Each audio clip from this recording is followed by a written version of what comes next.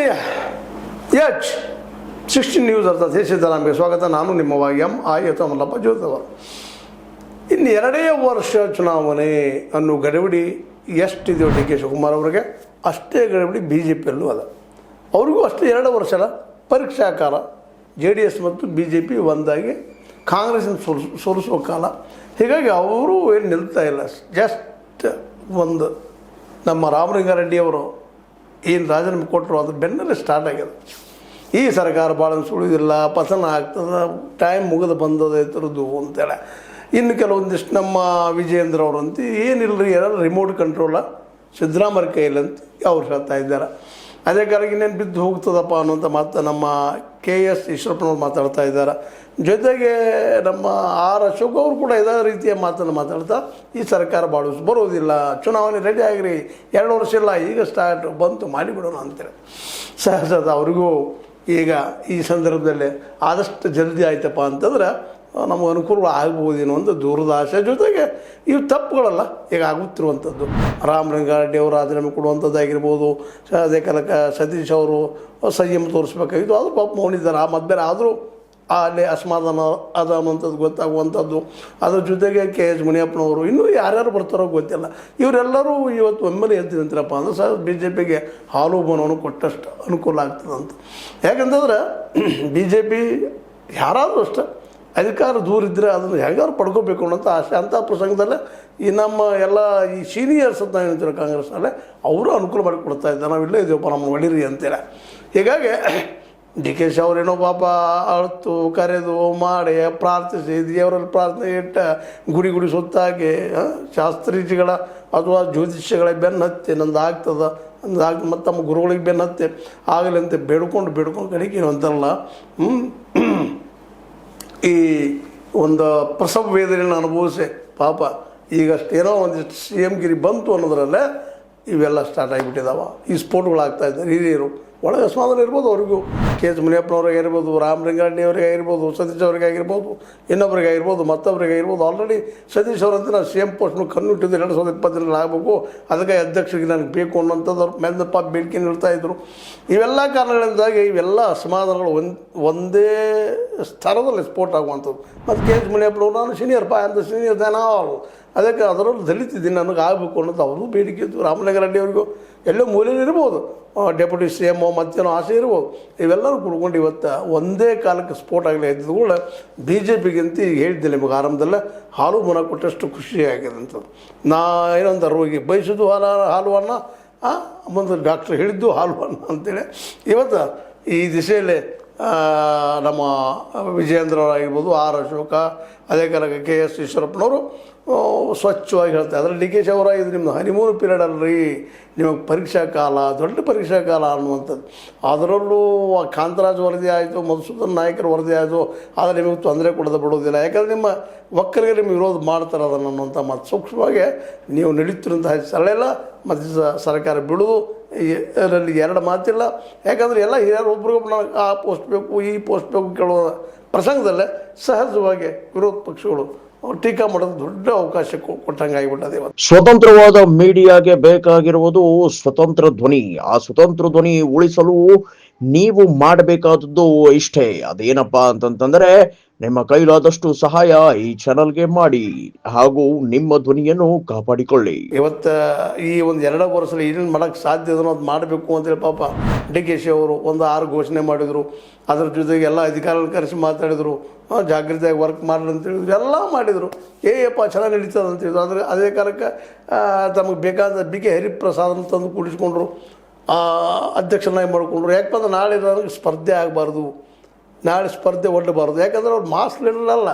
BK Hariprasad ಸಿದ್ಧಾಂತವಾದಿಗಳು, ಕಾಂಗ್ರೆಸ್ವಾದಿಗಳು, ಕಾಂಗ್ರೆಸ್ಗಾಗಿ ತಮ್ಮ ಜೀವನವನ್ನು ಕಳೆದಂಥವರು. ಹೀಗಾಗಿ ಅವರು ಆ ದಿಶೆಯಲ್ಲಿ ಕರೆಕ್ಟ್ ಇದ್ದರು ಸಹಿತ ಅವರು ಮಾಸ್ ಲೀಡರ್ ಅಲ್ಲ, ಮತ್ತು ನಾಳೆ ನನಗೆ ಕಾಂಪಿಟೇಟರ್ ಆಗೋದಿಲ್ಲ ಅನ್ನುವಂಥ ಧೈರ್ಯದಿಂದ BK ಹರಿಪ್ರಸಾದ್ರಿಗೆ ಒಪ್ಪಿಗೆ ಕೊಟ್ಟು ಅವ್ರನ್ನ ಅಧ್ಯಕ್ಷ ಮಾಡಿ ಬಿಟ್ಟಿದ್ದು ಈಗ ನಾವು ನೋಡಿದ್ವಿ. ಇದೆಲ್ಲ ನೋಡಿದಾಗ ಇದ್ರ ಹಿಂದೆ ಮತ್ತು ಈಗಾಗಲೇ ಆಲ್ರೆಡಿ ಸಿದ್ದರಾಮಯ್ಯ ಸಹಿತಕ್ಕೆಲ್ಲ ಸಪೋರ್ಟಿವ್ ಆಗಿದ್ದಾರೆ. ಅದಕ್ಕೂ ಇವ್ರು ಏನೋ ಮಾತಾಡ್ತಾ ಇರ್ತಾರೆ, ವಿರೋಧ ಪಕ್ಷದ ಮಾತಾಡೋದನ್ನ.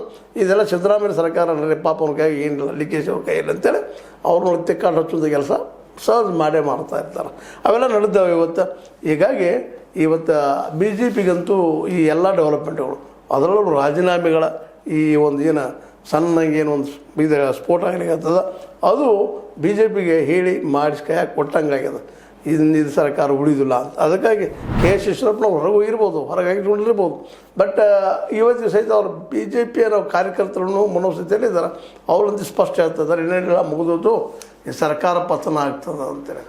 ಸರ್ಕಾರ ಪತನ ಆಗ್ತದೆ, ಬಂತು, ನಡೆಯೋದಿಲ್ಲ, ಇದು ಡಿ ಕೆ ಸಿ ಸರ್ಕಾರ 2 ವರ್ಷ ಬರುವುದಿಲ್ಲ ಅನ್ನುವಂಥದ್ದು. ಯಾಕೆ ಅವ್ರ ಪಕ್ಷದಲ್ಲಿದ್ದಂಥವ್ರು ಹೊಡಿತಾ ಇದ್ದಾರೆ, ಅವ್ರ ಪಕ್ಷದವ್ರು ರಾಜೀನಾಮೆ ಕೊಡ್ತಾ ಇದ್ದಾರೆ. ಹೀಗಾಗಿ ಇದು ಕೇವಲ ಒಂದು ಏನಪ್ಪ ಅಂತಂದ್ರೆ ಕೆಲವೇ ದಿನದಲ್ಲಿ ಬಿದ್ದು ಹೋಗೋದು, ಚುನಾವಣೆ ರೆಡಿ ಆಗಿರಿ ಅನ್ನುವಂಥ ಒಂದು ಘೋಷಣೆ ಕೂಗ್ತಾ ನಡೆದಿದ್ದಾರೆ.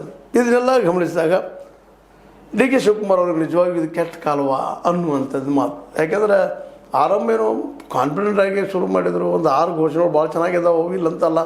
ಆದರೆ ಅವು ವಿಶೇಷವಾಗಿ ಬಜೆಟ್ಗೆ ಪೆಟ್ಟು ಬೀಳ್ತದೆ, ಖಜಾನೆಗೆ ಪೆಟ್ಟು ಬೀಳ್ತದೆ ಅನ್ನೋದು ಒಪ್ಪನು. ಆದರೆ ಏನಪ್ಪ something he is trying to reach the somewhat to the people.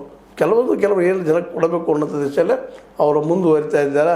ಮತ್ತು ತಮ್ಮ ಶಕ್ತಿಯನ್ನು ತೋರಿಸ್ಬೇಕಪ್ಪ, ನಾನು ಜನಪ್ರತಿನಿಧಿಯನ್ನು ತೋರಿಸುವ ಸಲುವಾಗಿ ಅನೇಕ ಪ್ರಯತ್ನ ಸಾಹಸ ಮಾಡ್ತಾ ಇದ್ದಾರೆ. 2 ವರ್ಷದೊಳಗೆ ಕ್ಲಿಕ್ ಆಗಬೇಕು ಅಂತ ಅವರು. ಆದರೆ ಕ್ಲಿಕ್ ಆಗ್ತದನ ಅನ್ನುವಂಥ ಪ್ರಶ್ನೆ ಈಗ ಹಿರಿಯರಾದಂಥ ರಾಮಲಿಂಗಾರೆಡ್ಡಿ, ಸತೀಶ್ ಅವರು, ಅವ್ರ ಜೊತೆಗೆ ನಮ್ಮ ಕೆ ಎಚ್ ಮುನಿಯಪ್ಪನವರು, ಮತ್ತು ಇನ್ನೂ ಯಾರ್ಯಾರು ಹೇಳ್ತಾರೋ ಗೊತ್ತಿಲ್ಲ. ಎಲ್ಲರಿಗೂ ಅಸಮಾಧಾನದ. ಬಟ್ ಎಲ್ಲರನ್ನೂ ಸಮಾಧಾನ ಮಾಡಲಿಕ್ಕೆ ಸಾಧ್ಯ ಇಲ್ಲ ಅಲ್ರಿ, ಯಾರಿಗೂ ಸಾಧ್ಯ ಇಲ್ಲ. ಯಾಕೆಂದರೆ ಮಳೆ ಬರ್ತಾ ಇರ್ತದೆ, ಮಳೆ ಬರೋದ್ರಿಂದ ರೈತ ಖುಷಿ, ಅದ್ರ ಕುಂಬಾರ್ಗೆ ನಡೆಯುವಂಥದ್ದು. ಅದೆಲ್ಲ ಲೋಕೋ ಭಿನ್ನ ರುಚಿ. ಎಲ್ಲರೂ ತಮ್ಮ ಅಭಿಪ್ರಾಯದಾಗ ಇರ್ತಾರೆ, ತಮ್ಮ ಲೋಕದಾಗ ಇರ್ತಾರೆ, ತಮ್ಮ ಅನುಕೂಲ ಆಗಲಿ ಅಂತ ಬಯಸ್ತಾ ಇರ್ತಾರೆ. ಎಲ್ಲರೂ ನಾವು ಮಿನಿಸ್ಟರ್ ಆಗಬೇಕು ಅನ್ನೋದು. ಮತ್ತು ನಾವು ಮಿನಿಸ್ಟರ್ ಆದ್ಮೇಲೆ ಯಾವ ಖಾತೆ ಕೊಡ್ತಾರೆ ಅನ್ನೋದು, ಆ ಖಾತೆಯಲ್ಲಿ ಯಾವ್ದು ಎಷ್ಟು ಲಾಭ ಐತಿ. ಆಡಳಿತ ಸಚಿವರಾದ್ಮೇಲೆ ಉಸ್ತುವಾರಿ ನಮಗೆ ಸಿಗಬೇಕಾಗಿತ್ತು, ಉಸ್ತುವಾರಿ ಸಿಕ್ಕಮೇಲೆ ಮುಖ್ಯಮಂತ್ರಿ ನಾನು ಆಗಬೇಕಾಗಿತ್ತು ಅನ್ನೋ ನಡೀತಾ ಇರ್ತಾವೆ. ಅದರ ಮುಖ್ಯಮಂತ್ರಿ ಪೋಸ್ಟ್ ಒಂದೇ ಅದಾವ. ಮುಂದೆ ಅದೇ ಕಾಲಕ್ಕೆ ಈ ಮಿನಿಸ್ಟರ್ಶಿಪ್ 32-33 ಜನ ಇದ್ದಾರೆ. ನೀವು ನಿಮ್ಮ ಎಷ್ಟೀಗ 133 136 ಶಾಸಕರಿದ್ದೀರಿ, ಎಲ್ಲರಿಗೂ ಒಂದು ಪೋಸ್ಟ್ ಕೊಡ್ಲಿಕ್ಕೆ ಸಾಧ್ಯ ಇಲ್ಲ ಮಿನಿಸ್ಟ್ರಿ ಒಳಗೆ. ಇದು ವಸ್ತುಸ್ಥಿತಿ. ಇದನ್ನು ತಿಳ್ಕೊಂಡು ಹೋದ್ರೆ ಒಳ್ಳೆಯದು. ಇಲ್ಲಾಂದ್ರೆ ಬಿ ಜೆ ಪಿಗರಂತೆ ಈಗ ರೆಡಿ ಇದ್ದಾರೆ, ಇವತ್ತು ಎಲೆಕ್ಷನ್ ಆಗಲಿ ಅಂತ ಹೇಳ್ತಾ ಇರ್ತಾರೆ. ಅವ್ರು ಗೆಲ್ತಾರಿಲ್ಲ ಸೆಕೆಂಡ್ರಿ, ಅದು ಗೌರ್ಮೆಂಟ್ ಬಿದ್ದು ಹೋಗಲಿ ಸಹಜ ಅವ್ರ ಬೈಕ್ ಅದ.